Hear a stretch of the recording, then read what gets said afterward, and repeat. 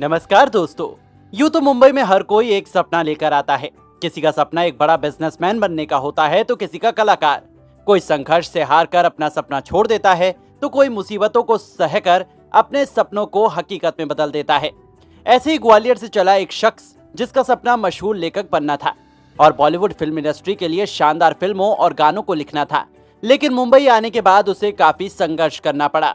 हालांकि मुश्किलों से भागना उसने सीखा ही नहीं था और लगा रहा अपने सपनों को हकीकत का रूप देने में।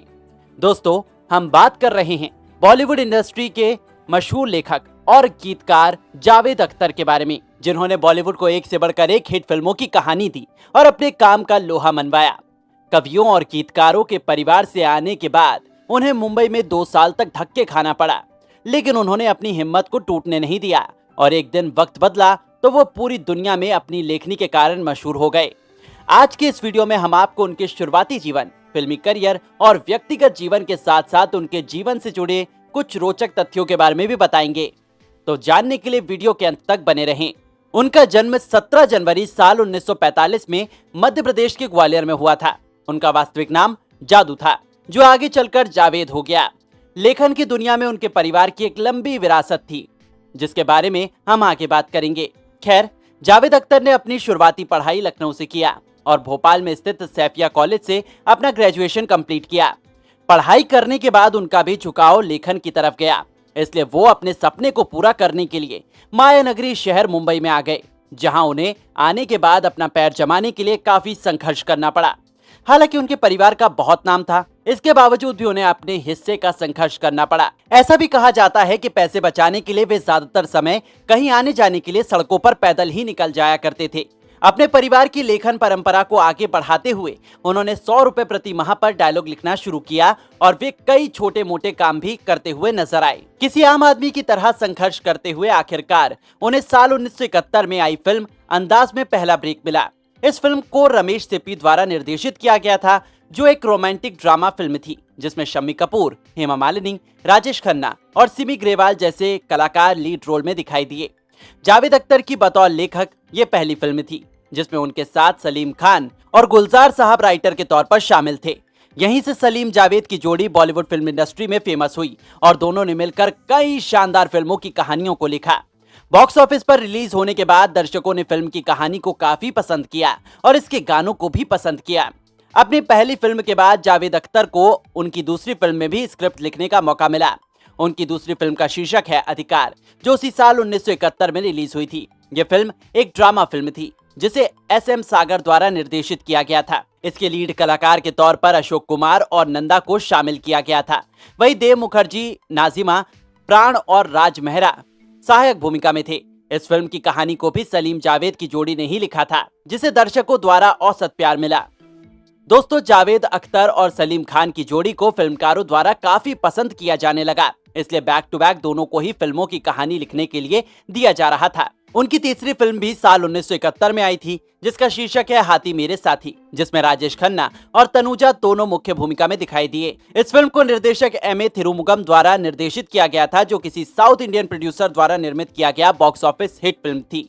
सलीम जावेद को इस फिल्म में ऑफिशियली स्क्रीन प्ले के लिए क्रेडिट दिया गया था। खैर, फिल्म हिट रही और जावेद अख्तर बॉलीवुड में बतौर राइटर काफी फेमस हुए। आगे चलकर उन्होंने सलीम खान के साथ मिलकर कई बड़ी फिल्मों की कहानी लिखी, जिसमें से एक शोले है। जी हाँ, फिल्म शोले की कहानी को उन्होंने सलीम खान के साथ मिलकर लिखा था, जिसके डायरेक्टर रमेश सिप्पी और प्रोड्यूसर GP सिप्पी थे।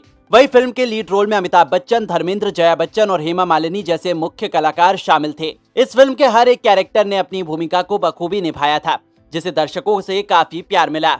गब्बर का रोल करने वाले अमजद खान भी इस फिल्म से सबसे अधिक लोकप्रिय हुए। इस फिल्म का छोटे से छोटा कलाकार भी मशहूर हो गया, जिसे दर्शक आज भी नहीं भूल पाए हैं। शोले ऑल टाइम एक ब्लॉकबस्टर फिल्म रही, जिसने सबसे अधिक कमाई की। यहाँ से जावेद अख्तर को लेखक के रूप में वो पहचान मिली जो फिर कभी धूमिल नहीं हो पाई। उन्होंने आखिरी दाव, त्रिशूल, डॉन, काला पत्थर, दोस्ताना, शान, क्रांति, शक्ति, जमाना और मिस्टर इंडिया जैसी कई फिल्मों को लिखा। हालांकि इन फिल्मों में वो अकेले नहीं, बल्कि उनके साथ सलीम खान भी शामिल थे। बात करें उन फिल्मों की जिन्हें जावेद अख्तर ने लिखा, तो उनमें है बेताब, दुनिया, मशाल, सागर, अर्जुन, मेरी जंग, डकैत, मैं आजाद हूँ, खेल, प्रेम, कभी ना कभी और लक्ष्य। आपको बता दें कि उन्होंने पहली बार फिल्म सिलसिला से बतौर गीतकार गाने लिखना शुरू किया था। इसके बाद उन्होंने लावारिस, दुनिया, मशाल, सागर, अर्जुन, मिस्टर इंडिया, तेजाब, गर्दिश, यस बॉस, वजूद और दिल लगी जैसी कई फिल्मों के गीत लिखे हैं। दोस्तों, उनके निजी जीवन की बात करें तो उन्होंने अपने जीवन में 2 शादियां की थी। उनकी पहली पत्नी का नाम हनी ईरानी था, जिससे उन्होंने साल 1972 में विवाह किया था। लेकिन ये शादी अधिक समय तक नहीं चली और साल 1985 में दोनों ने एक दूसरे को तलाक दे दिया। हनी ईरानी पेशे से एक अभिनेत्री और स्क्रीन राइटर हैं। उन्होंने कई फिल्मों में अपने लेखन और अभिनय के रूप में महत्वपूर्ण योगदान दिया है। वहीं जावेद अख्तर की दूसरी पत्नी का नाम शबाना आजमी है, जिनसे उन्होंने 1984 में विवाह किया था। आज भी दोनों एक दूसरे के साथ हैं। शबाना आजमी गुजरे जमाने की एक मशहूर अदाकारा थी। उन्होंने कई फिल्मों में बेहतरीन अभिनय किया है और अपने चाहने वालों को रोमांचित किया है। उनकी अपनी कोई संतान नहीं है। हालांकि जावेद अख्तर की पहली पत्नी के 2 बच्चे हैं, जिनका नाम है फरहान अख्तर और जोया अख्तर। फरहान भी एक एक्टर और फिल्म मेकर हैं। उन्होंने जिंदगी ना मिलेगी दोबारा और भाग मिल्खा भाग जैसी फिल्मों में शानदार अभिनय किया है। उनकी पहली पत्नी अधूना भाबनी एक इंग्लिश हेयर स्टाइलिस्ट है, जिनसे उन्होंने साल 2000 में विवाह किया था। हालांकि 2017 में दोनों एक दूसरे से अलग हो गए। दोनों की 2 बेटियां हैं, जिनका नाम शाक्य अख्तर और आखिरा अख्तर है। वहीं फरहान की दूसरी पत्नी Shivani Dandekar Indian Australian singer और एक्ट्रेस हैं, जिनसे उन्होंने 2022 में शादी की। हालांकि अभी दोनों के एक भी बच्चा नहीं है। बात करें जोया अख्तर की, तो वो एक फिल्म डायरेक्टर और स्क्रीन राइटर हैं, जो करीब 51 वर्ष की हो गई हैं और अभी भी सिंगल हैं। दोस्तों, हमने शुरू में ही कहा था कि जावेद अख्तर लेखकों के परिवार से आते हैं। उनके पिता जन निसार अख्तर बॉलीवुड फिल्मों के सॉन्ग राइटर और एक उर्दू कवि थे, जबकि उनके पिता के पिता यानी मुस्तक खैराबादी एक कवि थे और उनके दादाजी के भाई बिस्मिल खैराबादी भी एक कवि थे।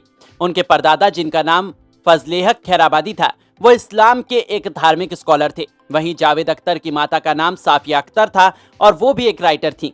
इस तरह उनका पूरा परिवार लेखन की दुनिया से था और इसके बावजूद जावेद अख्तर ने फिल्मों में काम पाने के लिए काफी संघर्ष किया।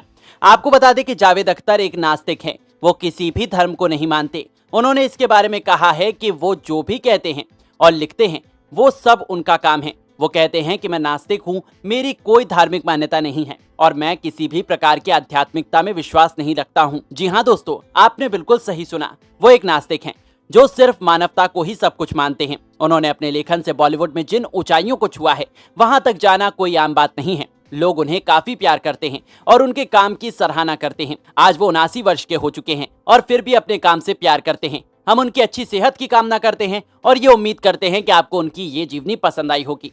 अगर आप उन्हें पसंद करते हैं तो वीडियो को लाइक जरूर करें और ऐसी अनसुनी जीवनी के बारे में जानने के लिए हमारे इस चैनल को सब्सक्राइब जरूर करें। धन्यवाद।